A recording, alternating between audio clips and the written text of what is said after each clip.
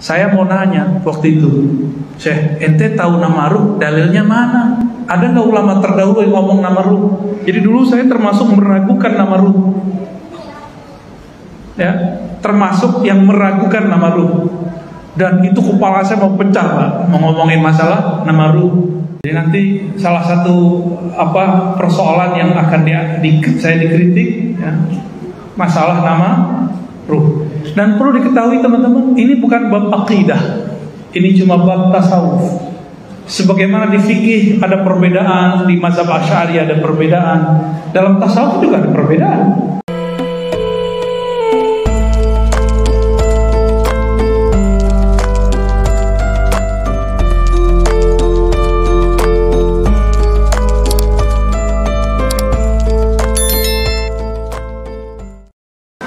Assalamualaikum warahmatullahi wabarakatuh.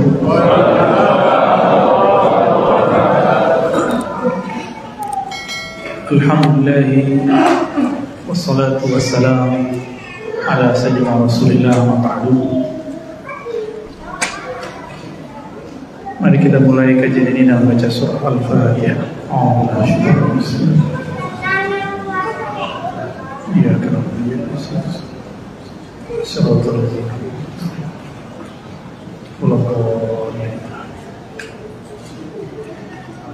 Aqidatul Awamnya punya? Gak punya? Next kita pakai infocus ya, biar saya tembakin dari sini. Terakhir nomor berapa, ada ingat gak? Lupa. Jadi kita sudah membahas bait pertama, Abda'u bismillahirrahmanirrahim daimil ihsani. Saya sudah mensyarahkan di sini, nanti mungkin ada channelnya sini. Nanti silakan dibuka. Yang pertama, kedua, udah 3 kali ya. Kita juga udah bahas alhamdulillahil qadimil awwali al-akhiril baqi bila tahawuli. Jadi perbedaan Rahman dan Rahim. Apa makna dari alhamdulillah? Terus salawat ya, semua salat wassalamu sarmada ala nabi khairi man qad wahada. Salawat dan salam kepada Nabi sebaik-baik makhluk yang mentauhidkan Allah, wa alihi wa sahbihi wa man tabi'ah. Jadi salawat itu asalnya cuma kalau di hadis Nabi dan keluarga. Allahumma sholli ala Muhammad wa ala alihi, gitu doang. Ya. Tapi ketika Ahlul Bait menjadi 2 corak, Ahlul Bait versi Ahlus Sunnah dan Ahlul Bait versi Rafidah. Rafidah ini Ahlul Bait yang membenci Abu Bakar, Umar, Utsman, dan hampir semua istri Nabi mereka benci, kecuali Khadijah, ya, Ummu Salamah barangkali. Jadi mereka benci sekali dengan sahabat-sahabat Nabi, bahkan kepada Aisyah. Dulu kalau disebut Syiah itu positif, tidak ada masalah. Di zaman dulu Syiah itu pengikut Ali, lawan Muawiyah, itu politik. Belakangan gerakan ini menjadi sebuah akidah. Maka ada beberapa zuriat Nabi protes kepada saya, semua Habib itu Syiah. Saya tanya, Syiah apa dulu? Syiah mahabbah pengikut Sayyidina Ali atau Syiah Rafidah? Saya tanya gitu. Kalau cinta Sayyidina Ali, maka semua kita Syiah. Ya enggak? Benar, antum cinta Sayyidina Ali kan? Kita semua cinta Sayyidina Ali. Tapi jika cinta Sayyidina Ali membenci sebagian sahabat, maka itu tidak termasuk Syiah yang kita maksud.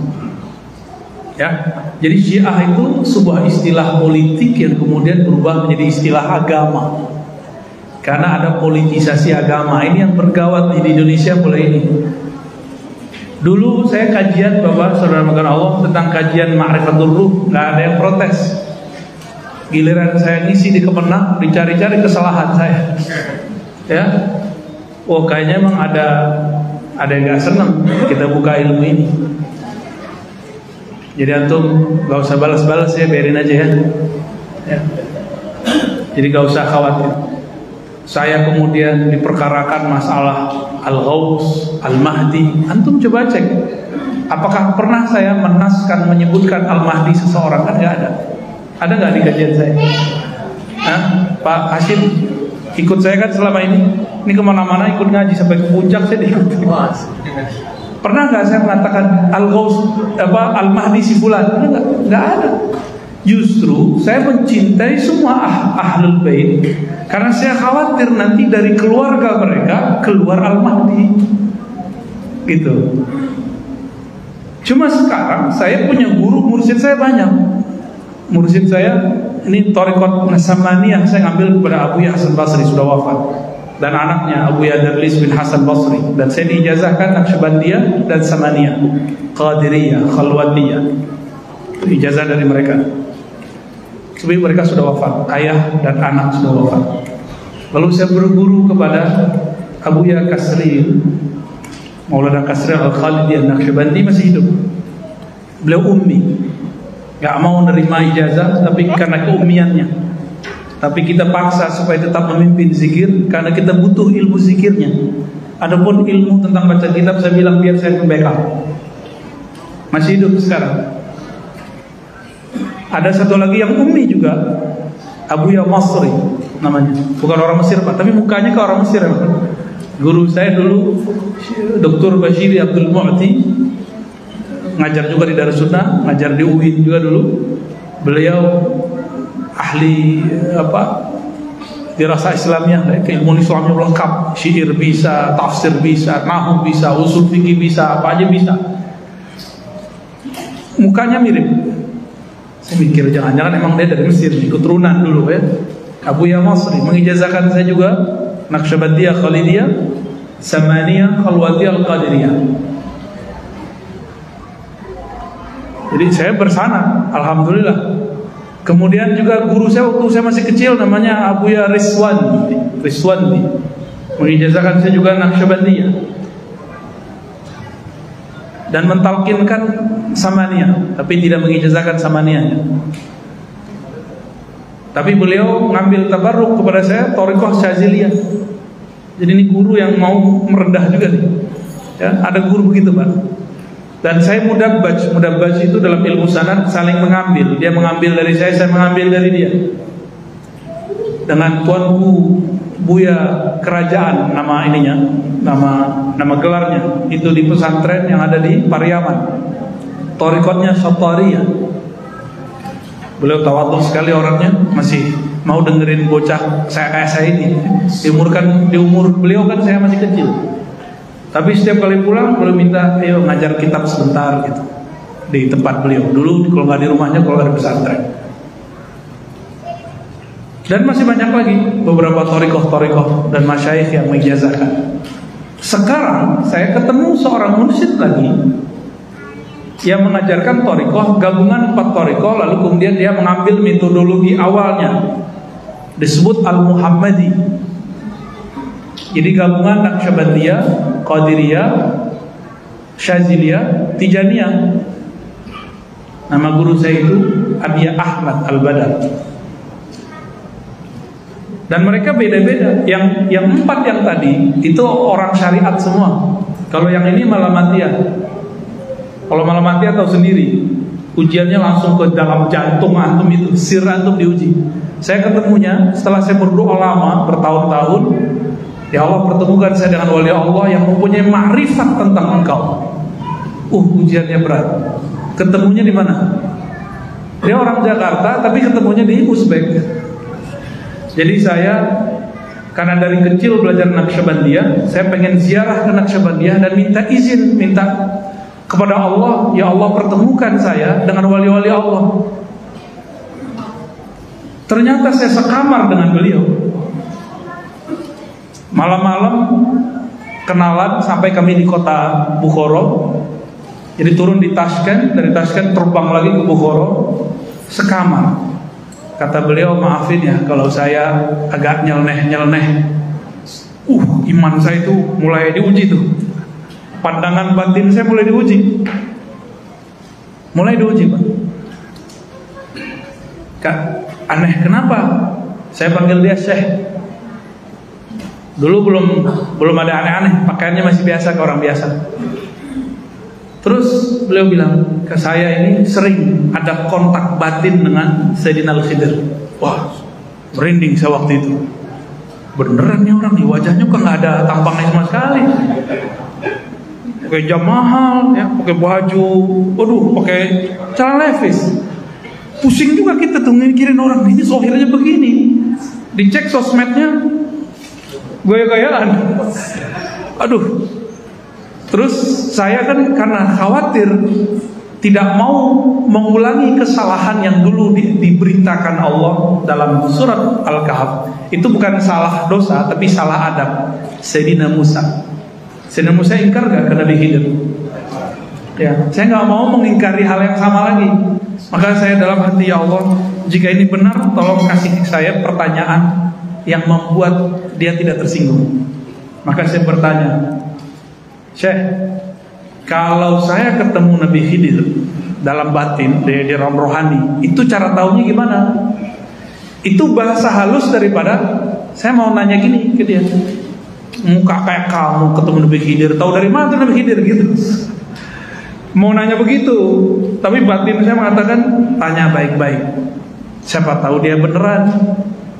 Maka saya bertanyalah, Syekh, kalau saya yang ketemu Khidir, Balya bin Mulkan, itu tahu benernya gimana?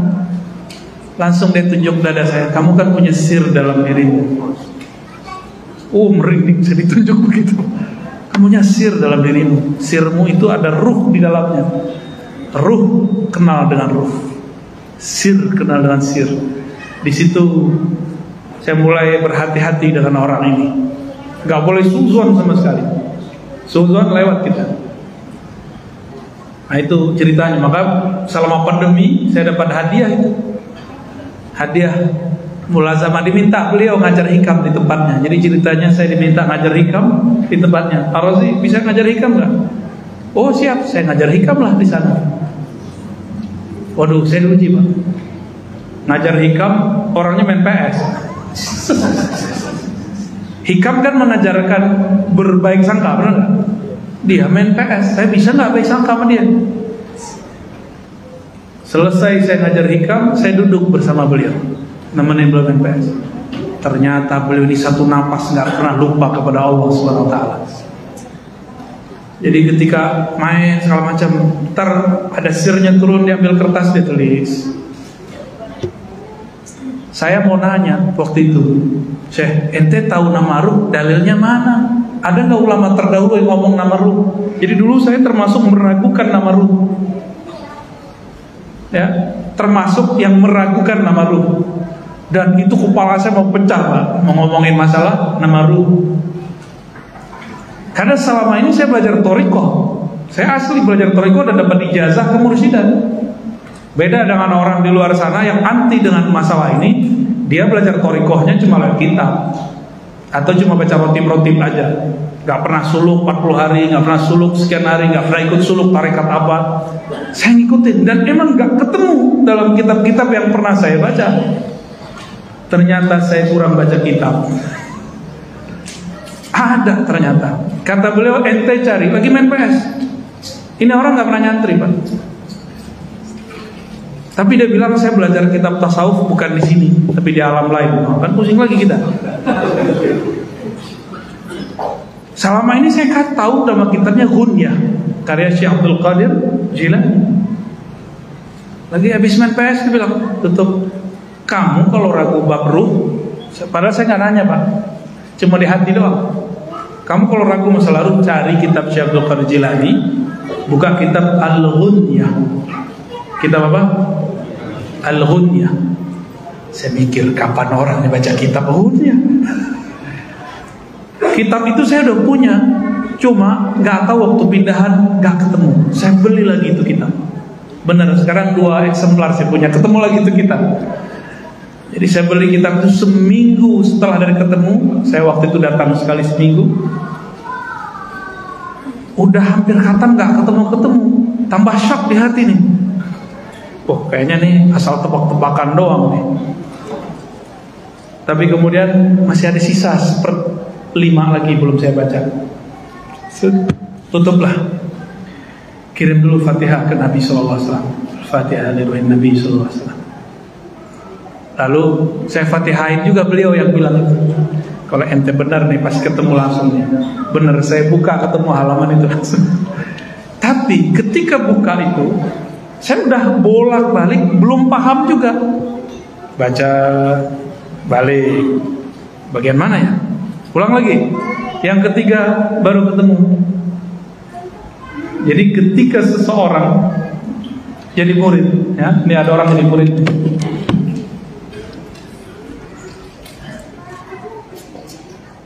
Murid itu bahasa Arab, artinya yang berkehendak mengenal Allah.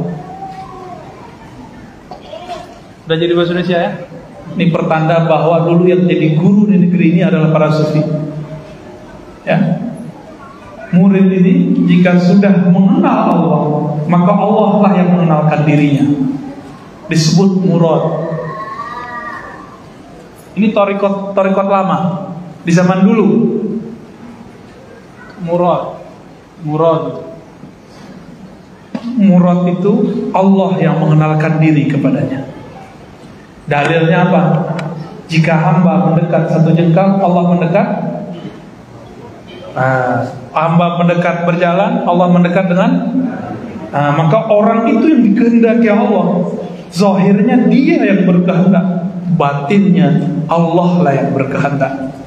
Maka disebut murad. Jika si murid sudah paham bab ini, dia nggak merasa zikirnya lagi yang hebat, dia nggak merasa sholatnya lagi yang dahsyat, tapi dia merasa semua ini anugerah dari Allah, baru disebut murad. Habislah iradah dia dalam iradah Allah, lenyaplah kudrat dia dalam kudratnya Allah. Ketika itu Syekh Abdul Qadir berkata, Allah akan menamakannya dengan nama-nama yang hanya Allah yang tahu. Hanya Allah yang tahu itu maknanya dua. Benar hanya Allah yang tahu dan para walinya atau nabi-nabi. Karena di Quran kan ada la ya'lamul ghaiba illallah, tidak mengetahui yang gaib kecuali Allah. Kecuali Allah memberitahu, kata Imam Suyuti. Kepada siapa Allah kasih tahu? Nabi dan wali-walinya. Nabi dan wali-walinya. Di situ ada kalimat Allah akan menamakan orang ini dengan nama-nama yang hanya Allah lah yang tahu. Makna keduanya, nama-nama itu banyak, hanya Allah yang tahu berapa banyak nama itu. Ternyata ini kan teman kita nih, Bang Dodo, juga berguru kepada Syekh Hisham. Kata Syekh Hisham juga sama ya, satu orang bisa punya nama lebih dari satu. Syekh Hisham Kabani, tahu Syekh Hisham Kabani, murid Syekh Nazim. Syekh Abdul Qadir ngomong gitu loh. Allah akan beri lakop dia dengan lakop itu gelar yang hanya Allah yang tahu. Bisa berarti hanya Allah yang tahu dan para walinya, atau hanya Allah yang tahu berapa jumlah daripada gelar-gelar tersebut. Gitu. Dan itu semuanya gelar-gelar dan nama-nama makom dan ma'rifat. Disitulah saya kemudian tambah tasdik. Itu belum tasdik benar, masih proses. Masih proses ya, bertahap. Maka teman-teman, apa yang diragukan oleh kawan-kawan saya para asatidz sekarang, saya memaklumi dan saya tidak marah. Ya, jadi antum, para dai, para masyayikh, mungkin sebagian habaib yang meragukan ini, saya tidak akan marah, saya tidak akan suudzon. Mungkin ada bahasa saya yang belum lengkap yang saya sampaikan sehingga antum ingkar, dan saya tidak akan marah. Maafkan jika ada kalam yang kurang pas. Maka sekarang saya buka kitabnya itu. Sebenarnya kalau mengikuti kajian saya dari awal, di Ribat kita sudah buka. Ya, di Ribat sudah lengkap. Ada ngikutin channel Ribat? Ikutin yang awal-awal. Yang awal-awal itu masih ada kajian tentang kitab yang menyebutkan nama Ruh. Bahkan kita tampilkan di situ kitabnya. Ya. Jadi nanti salah satu persoalan yang akan saya dikritik, ya, masalah nama ruh. Dan perlu diketahui teman-teman, ini bukan bab akidah, ini cuma bab tasawuf. Sebagaimana di fikih ada perbedaan, di mazhab Asy'ari ada perbedaan, dalam tasawuf juga ada perbedaan. Kalau tidak percaya, tidak apa-apa. Termasuk istilah ghaus. Apa arti ghaus? Ghaus itu wali. Ini ulama beda definisi. Ada yang mengatakan makhluk menyandarkan kepada doanya, karena doanya lah makhluk diberkahi. Itu terjemahan kitab-kitab lama. Tapi kalau saya menerjemahkan Al-Ghaus adalah orang yang paling kenal Allah, namanya, sifatnya, afalnya, bahkan zatnya. Itu disebut wali Al-Ghaus. Kok begitu? Jika dia kenal Allah, baru dia bisa meminta kepada Allah. Dengan begitulah doanya mustajab. Baru nyambung dengan definisi ulama yang lama. Itu.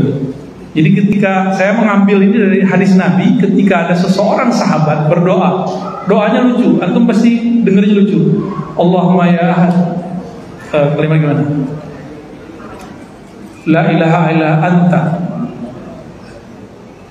lam talid wa lam tulad, nas'aluka bi annaka la ilaha illa anta samad, lam talid wa lam tulad wa lam takul lahu kufuwan. Lucu enggak bunyinya? Wa lam talid wa lam tulad. Orang awam dengarnya wa lam tulad. Lucu enggak dengarnya? Antum biasa dengar apa? Lam yalid wa lam yulad. Kalau ya, dia, kalau tak, engkau. Ya Allah, kami meminta kepada Engkau yang Maha Ahad, yang Maha Samad, yang tidak melahirkan dan dilahirkan. Talid melahirkan, tulad Engkau dilahirkan. Berarti tidak perlu asbab. Walam takun lahu kufuwan, walam takun laka kufuwan ahad. Tidak ada yang sebanding denganmu. Kata Nabi, orang ini meminta dengan nama yang disebut Ismul A'zam, nama yang agung, yang mana jika nama ini dibaca maka doa akan dijawab. Berarti orang-orang yang disebut wali itu orang yang kenal Allah. Maka derajat kewalian itu 4. Derajat wali kenal nama, wali kenal afal perbuatan, wali kenal sifat, wali kenal sir zat, bukan hakikat zat, sir zat, ya. Paham di situ? Ya. Ayat kita pelajari di Aqidatul Awam adalah sifat Allah, ya. Yang kemudian dimulai dari sifat zat, itu wujud.